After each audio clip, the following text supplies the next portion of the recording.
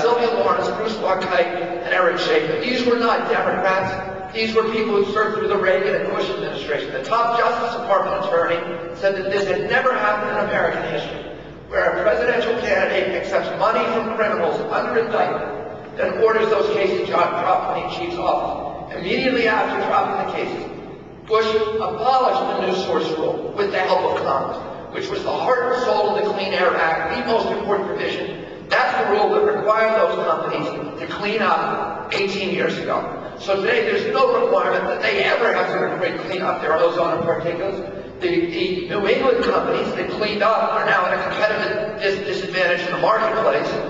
And I'll be able to watch my children gasping for air on bad air days because somebody gave money to a politician.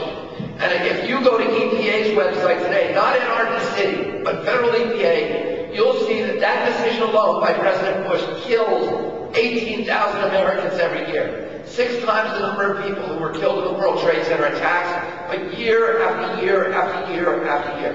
This should be the front page headline of every newspaper in this country every day. You won't read about it in the American press.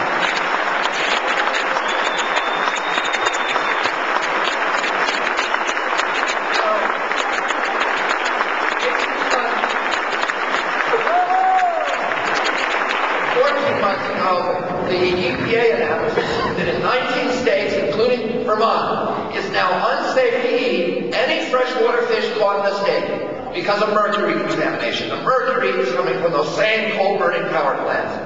We know a lot about mercury we didn't know a few years ago. We know, for example, that according to CDC, 1 out of every 6 American women now has so much mercury in her blood that her children are at risk for a grim inventory of diseases: autism, blindness, mental retardation, heart, liver, kidney disease. I have so much mercury in my blood, I got my levels tested recently, and anybody who wants to get their levels tested, women, childbearing years, should all get their levels tested.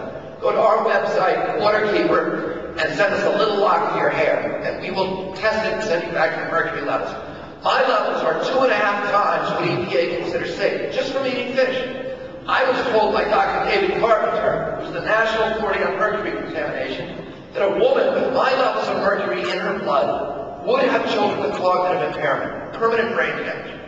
I said to him, you mean she might have? And he said, no. The science is very certain today. Her children would have some level of permanent cognitive impairment. He estimated with my levels of mercury, a IQ loss in those children of about 5 to 7 points, permanent. Today, according to CDC, there are 240,000 children born in this country every year who've been exposed to dangerous levels of mercury in their mother's womb. The Clinton administration, recognizing the gravity of this national health epidemic, reclassified mercury as a hazardous pollutant under the Clean Air Act. That triggered a requirement that all of those plants remove 90% of the mercury within 3.5 years. It would have cost them less than 1% of plant revenues. A great deal for the American people, but still billions of dollars for that industry. And that's the industry that gave this president $100 million. And about 12 weeks ago, the White House announced that it was abolishing the Clinton-era rules and substituting instead rules that were written by utility industry lobbyists that will require that industry to never have to clean up the mercury. The new rules were written, incidentally, by a law firm called Latham & Watkins, which is the law firm for the worst of the worst of the worst of these companies, criminal enterprises like the Southern Company.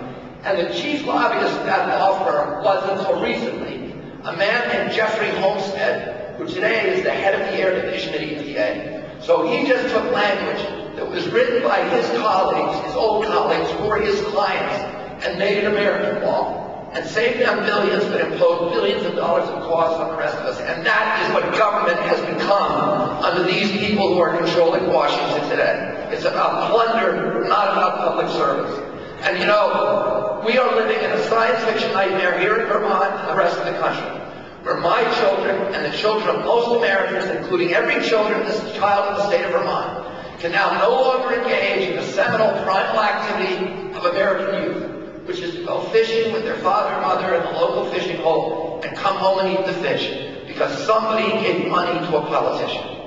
I live 2 hours south of the Adirondack Mountains. I take my kids fishing, hiking, hunting, swimming, camping there. is the oldest protected wilderness on the face of the earth, protected it forever wild since 1888. We have a right to believe that generations of our citizens would be able to enjoy those pristine landscapes. But today, 1/5 of the lakes in the Adirondacks is sterilized from acid rain, coming from those same coal-burning plants, which has also destroyed the forest cover on the high peaks of the Appalachians, from Georgia all the way up into northern Quebec. And this president, having accepted $100 million from that industry, has put the brakes on the statutory requirements that they clean up the acid rain. And this year, EPA announced that as a direct result of those rollbacks, the levels of sulfur dioxide have gone up in America's air for the first time since the passage of the Clean Air Act.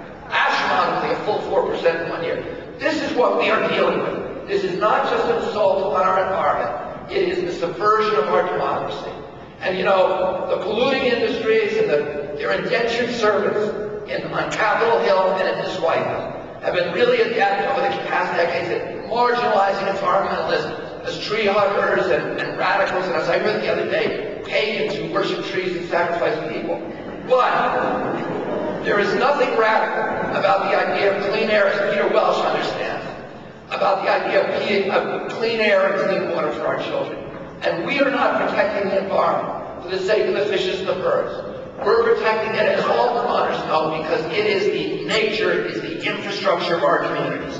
And if we want to meet our obligations as a generation, as a civilization, as a nation, which is to create communities for our children that provide them with the same opportunities for dignity and enrichment and prosperity as the communities that our parents gave us, we've got to start by protecting our environmental infrastructure, the air we breathe, the water we drink, the wildlife, the fisheries, the public lands that enrich us, that connect us to our past, to our history, that provide context to our communities, that are the source ultimately of our values and our virtues and our character as a people.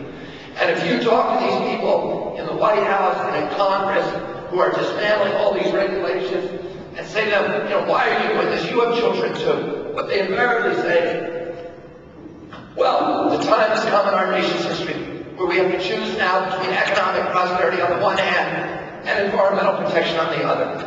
And that is a false choice. And this is what Peter Welsh knows, is that in 100% of the situations, good environmental policy is always identical to good economic policy.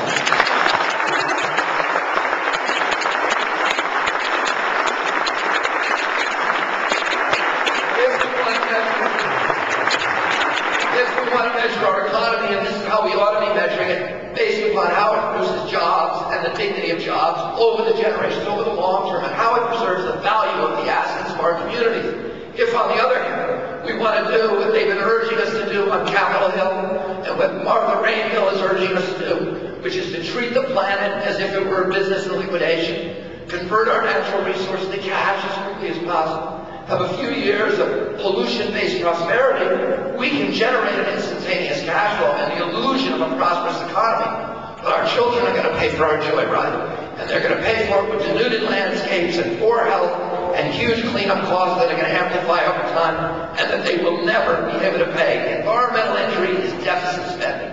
It's a way of loading the cost of our generation's prosperity onto the backs of our children. Now, you know, this is where our values come from. We're protecting nature because it enriches us. It connects us to who we are. It connects us, and particularly wilderness, which is the undiluted work of the Creator.